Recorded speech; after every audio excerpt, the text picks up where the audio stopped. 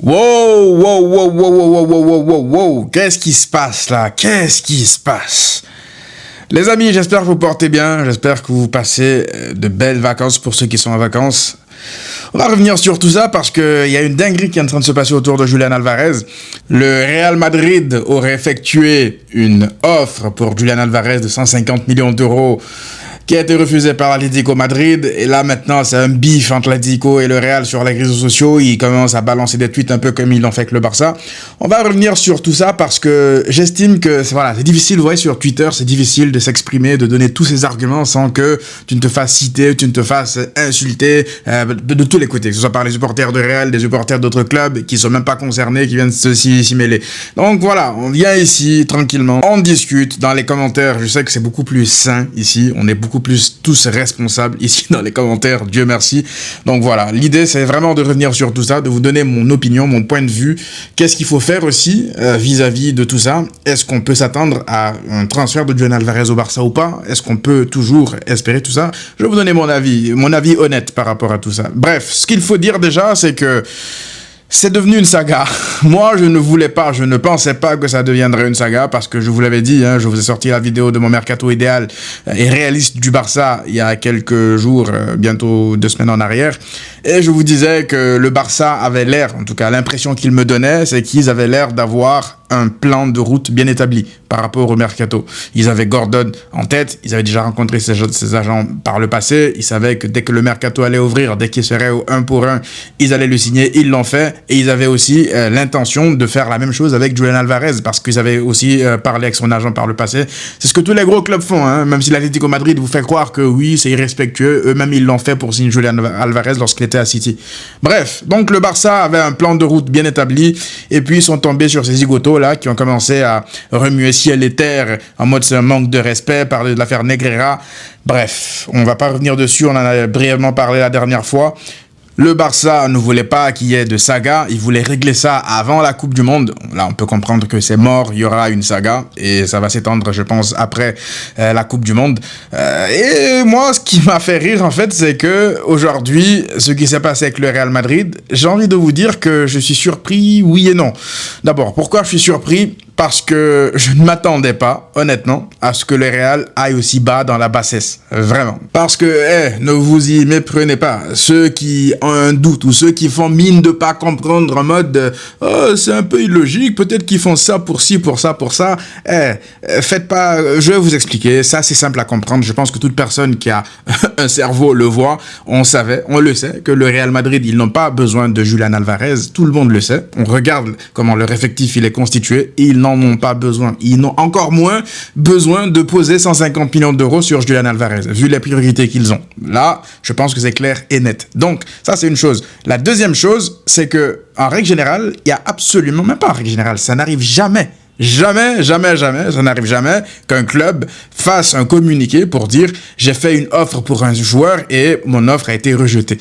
Ça arrive jamais. Donc le Real, ils ont fait ça pour une seule raison, c'est essayer de saboter le transfert de Julián Alvarez au Barça. Parce qu'ils savaient de toute façon qu'ils ne le signeraient pas. Ils n'ont pas la place pour son profil dans leur effectif. Ils vont jamais décaler Mbappé à droite pour le faire jouer neuf. Faut oublier ça, c'est utopique.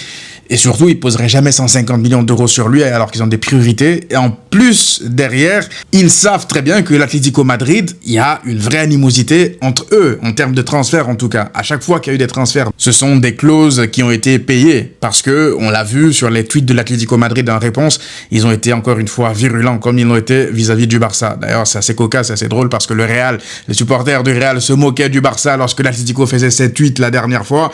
Bah là, ils sont maintenant en train de se bif entre eux sur les réseaux. Moi, je trouve que la manière de communiquer de l'Atlético Madrid, elle est honteuse. En fait, c'est honteux. Tu es censé être un grand club. T'es pas un grand club, ok. On est d'accord, l'Atlético Madrid, c'est pas un grand club.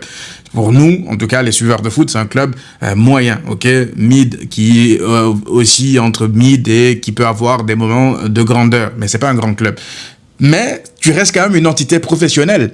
Et donc, tu as un devoir de responsabilité dans ta communication. Moi, je suis curieux aujourd'hui de voir l'équipe de communication de l'Atlético Madrid. Il y en a plein qui doivent serrer. Et plein de journalistes ont déjà dit que, apparemment, il y a plein au sein du club qui ne sont pas du tout contents de la communication du club. Mais apparemment, ils prennent plaisir, du plaisir en tout cas à faire ça.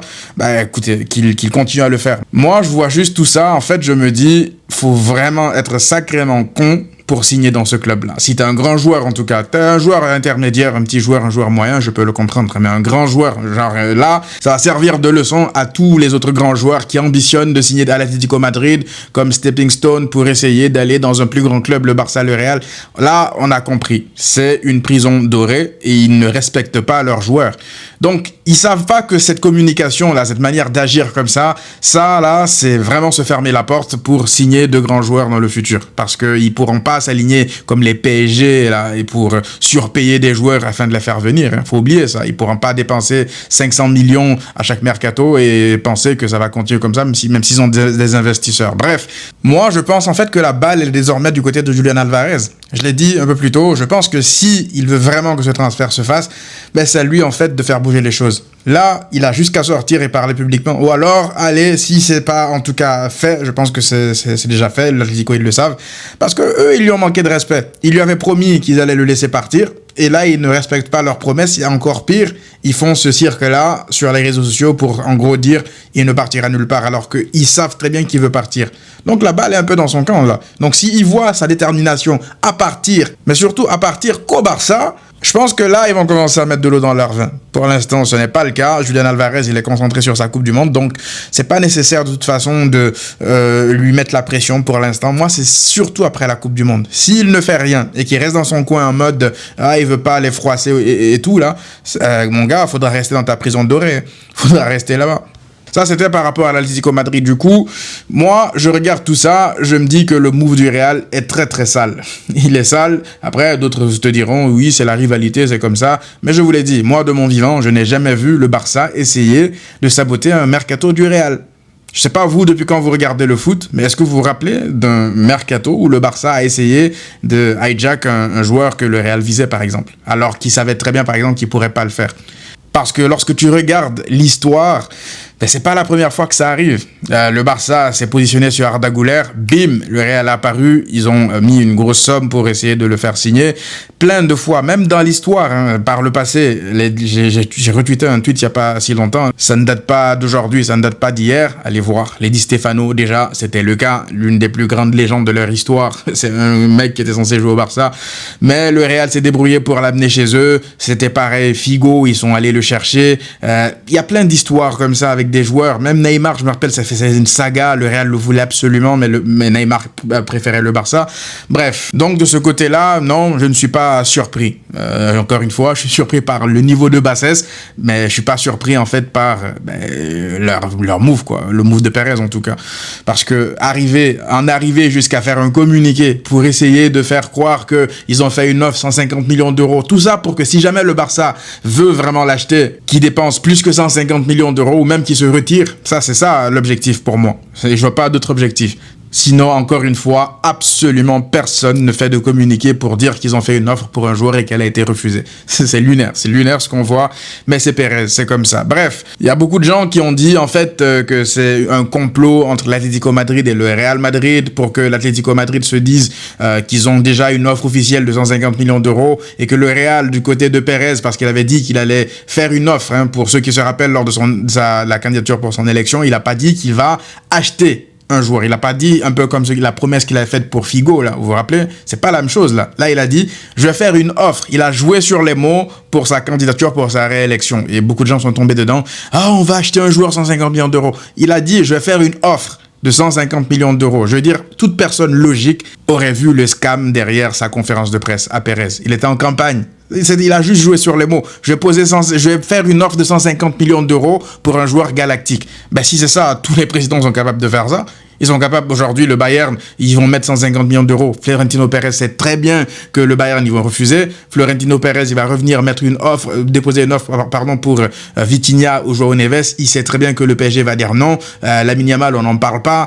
Donc, ouais, c'est facile de dire, je vais faire une offre de 150 millions d'euros. Ça suffit, en fait, à faire mouiller plein de supporters du Real. Ah là là, on va signer qui? Ça a commencé à sortir, en fait, des noms. Et je trouvais ça ridicule, la vérité. Moi, un président du Barça vient me faire des trucs comme ça. Même Laporta, je vous mens pas, Laporta en élection, il me dit un truc comme ça. Je vais faire une offre. Je vais pas m'extasier parce que je sais que c'est du bluff, c'est du vin. Donc, il a gagné son élection. Là, il va dire, ah, regardez, j'ai fait mon offre de 150 millions d'euros, mais elle a été refusée. C'est exactement ce qu'ils ont dit dans leur communiqué. Hein.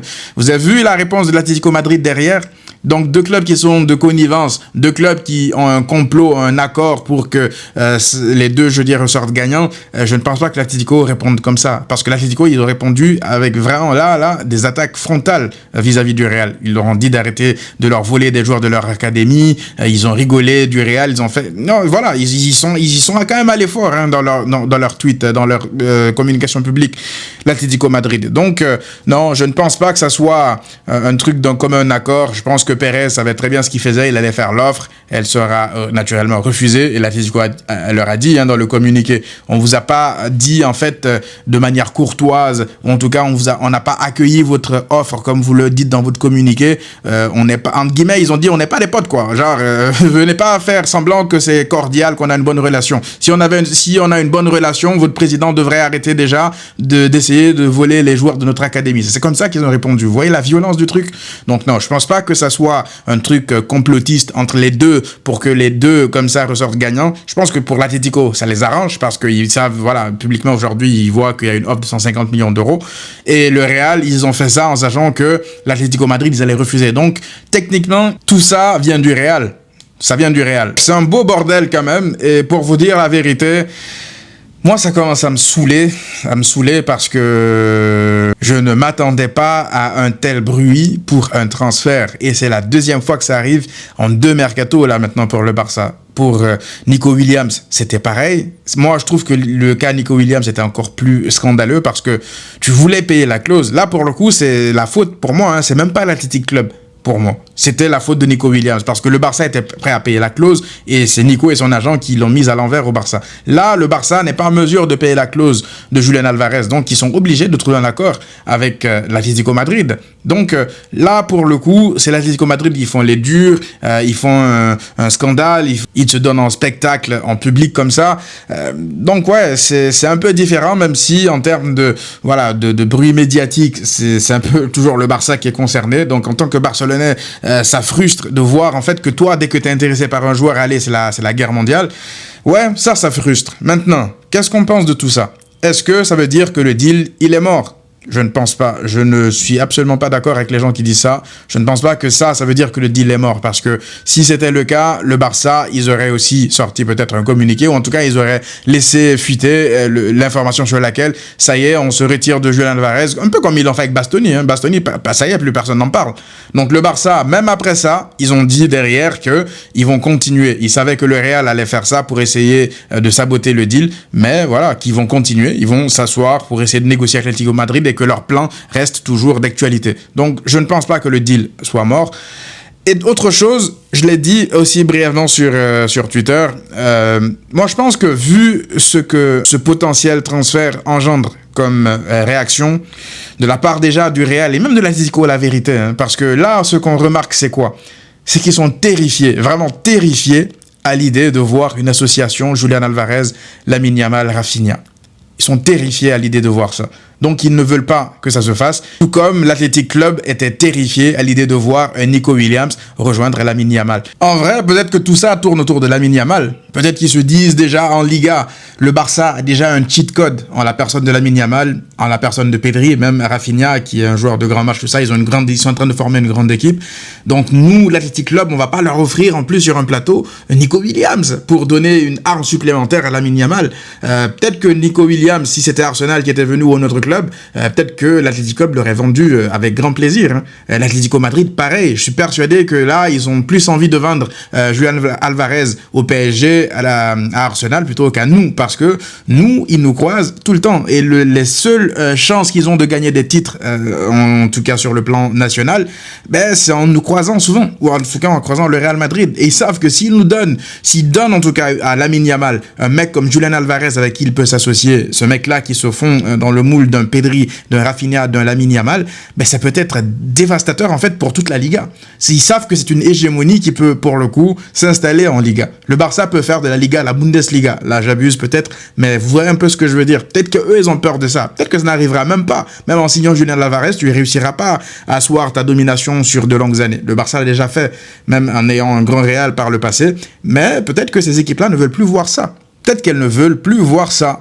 Du coup, quand on met tout ça bout à bout, moi, je vous dis la vérité, le Barça doit absolument signer Julian Alvarez pour 2 raisons. La première raison, c'est déjà parce que lorsque tu regardes le marché des transferts actuel, tu regardes les options en tant que numéro 9, il n'y en a pas. Un 9 en tout cas qui sied au Barça de Flick, qui sied en tout cas niveau Barça, il n'y en a pas. À part Julian Alvarez, vous allez me parler de Osimhen. Moi, je vous dis la vérité, Osimhen, même s'il coûtait 50 millions d'euros, je suis pas pour que le Barça se positionne dessus. J'ai déjà sorti une vidéo dessus, j'ai fait une vidéo comparaison Julian Alvarez, Osimhen par rapport à leur qualité. Je ne pense pas que Osimhen soit le 9 qui sied au profil, aux qualités, en tout cas au style de jeu du Barça de Flick. Donc Osimhen, ça reste néanmoins un très grand joueur. Hein. Ne me dites pas ce que je fais pas, ne me faites pas dire pardon ce que j'ai pas dit. Osimhen, grand joueur, très bon neuf, mais c'est pas le profil, en tout cas, que je pense qui serait adéquat pour le Barça. De l'autre côté, tu as quoi comme option? Joao Pedro, Chelsea, ils ont fermé la porte pour le coup. Là, ils ont vraiment pas besoin d'argent. Ils peuvent le mettre au goulag et le laisser là pendant 5 ans et ne pas le payer, et ne pas, je veux dire, avoir de bénéfices. Ils s'en foutent. Ils peuvent le laisser pourrir là-bas. Donc, Chelsea, ils ont fermé la porte pour Joao Pedro. Du coup, il n'y a plus d'options, la vérité. Donc, c'est soit Julian Alvarez, soit personne d'autre, ou alors un panic buy, et je ne veux pas de panic buy. En sachant que tu as besoin de Julian Alvarez, tu as besoin de lui. C'est pas un joueur qu'on survend, là. En termes de qualité, tu as besoin de lui. Le 9 dont tu as besoin, pour moi, c'est lui. Ça, c'est une chose. La deuxième chose pour laquelle le Barça doit absolument le signer, c'est en fait avec tout ce qui s'est passé autour de cette saga Julian Alvarez là, avec les communiqués de l'Atlético Madrid, le manque de respect même de l'Atlético Madrid en attaquant le Barça ouvertement, frontalement avec l'affaire Negreira, en disant que le Barça n'a pas de classe, ce genre de choses là, avec le Real, c'est Florentino Pérez qui essaie de saboter le deal parce qu'il a peur. Je me dis que le Barça doit absolument le faire, quitte à le surpayer. Oui. Je pense, quitte à le surpayer, le Barça doit le faire. Alors oui, il y aura forcément une énorme pression sur ses épaules à Julian Alvarez parce qu'il aura coûté beaucoup plus que ce qu'il vaut. Mais c'est le mercato qui t'aura obligé à ça. Parce que moi, je vous dis la vérité, hein, si le Barça ne signe pas Julian Alvarez, je préfère que le Barça ne signe aucun autre neuf parce que je ne vois pas de neuf disponible sur le mercato. Je veux pas de neuf expérimental, un neuf à développer. Je veux un neuf tueur qui est prêt pour le plus haut niveau. Moi, mon option préférée, c'était Harry Kane, mais le Bayern, ils veulent pas en entendre parler. Je ne pense même pas que le joueur soit motivé à l'idée de quitter le Bayern. Il vient d'arriver, il est bien là-bas. Mais Julian Alvarez, je me dis que tu dois le faire. À cause de tout ça, là, à cause de tout ce dont on vient de parler, je me dis en fait que tu dois taper du poing sur la table et ça devient personnel en fait. C'est beaucoup plus que sur le plan strictement sportif. Déjà que sur le plan sportif, tu as besoin de lui, mais aussi sur le plan de l'image, de la réponse. Le Barça n'a pas fait de communiqué depuis le début de cette histoire. Le Real en a fait, l'Atlético en a fait. Le Barça est silencieux. Donc là, si le Barça a réussi à le signer, certes, il y aura toujours des gens qui vont venir dire « Oh lolo, ils ont payé 150 millions d'euros pour Julian Alvarez, ils ont payé une somme colossale pour Julian Alvarez. » Ah ouais, ok. On voit en Angleterre des Florian Wirtz qui ont été surpayés, d'Alexander Isak, ça dérange personne. Hein. Mais le Barça qui est obligé, parce que là, on aura obligé le Barça à s'adapter au marché. Parce que, ouais, c'est facile de dire « Ok, on se retire du deal. » Mais tu te retires du deal, en fait, tu vas repartir avec Ferran dans l'attaque pour une nouvelle année en Ligue des Champions. C'est ça que vous voulez? Non, moi je pense que parfois, il y a des circonstances qui font que tu es obligé. L'Atlético Madrid, même avec 150 millions d'euros, ils ne gagneront pas la Liga. Ça, c'est clair et net. Ils ne gagneront ni la Ligue des Champions, ni la Liga. Parce qu'aucun grand joueur qui est vraiment capable de les faire gagner ces compétitions-là ne signera chez eux. Donc, ils vont aller dépenser cet argent-là sur des joueurs mid du championnat portugais, du championnat italien, par-ci, par-là, comme les Nico Gonzalez là qu'ils ont fait venir durant ces dernières années. Ils signent plein de joueurs, les Thiago Almada, là, de bons petits joueurs. Mais voilà, c'est des joueurs niveau Atlético Madrid, quoi. Mais je ne vois pas l'Atlético Madrid, même avec cet argent-là, concurrencer le Barça, parce que c'est pas comme si tu leur donnais de l'argent pour qu'ils se renforcent afin qu'ils te concurrencent toi. Ils t'ont sorti la saison dernière en Ligue des Champions, mais pour moi, tu rejoues l'Atlético Madrid 500 fois, tu vas les sortir 400 fois ou en tout cas 350 fois. En termes de ratio, vous ferez vos pourcentages. Ce que j'ai à vous dire à vous aussi, à nous les supporters, c'est juste les gars, soyons patients. Le mercato, il est loin de se terminer. Est-ce qu'il a même officiellement ouvert? Je ne pense pas. Il y a la Coupe du Monde qui arrive. On va se poser, on va parler de la Coupe du Monde, on va parler des matchs de la Coupe du Monde, on va faire les débriefs de la Coupe du Monde. Et puis, on va attendre que ça évolue. Du côté du club, ils sont sereins. Ils sont sereins. Vous l'avez vu vous-même sur les réseaux sociaux, ça a été dit. Que ce soit pour Bernardo ou pour Julián Alvarez, malgré tout ce qui se dit autour, le club est serein. Donc, ne croyez pas, tout ce que vous lisez. Vous avez vu la presse madrilène, là. Ils n'ont pas arrêté de balancer des mensonges durant ces dernières semaines. Tout ça, c'est avéré être faux. Donc, ne croyez pas à tout ce que vous lisez. Il y a plein de journalistes qui en profitent pour essayer de balancer des choses.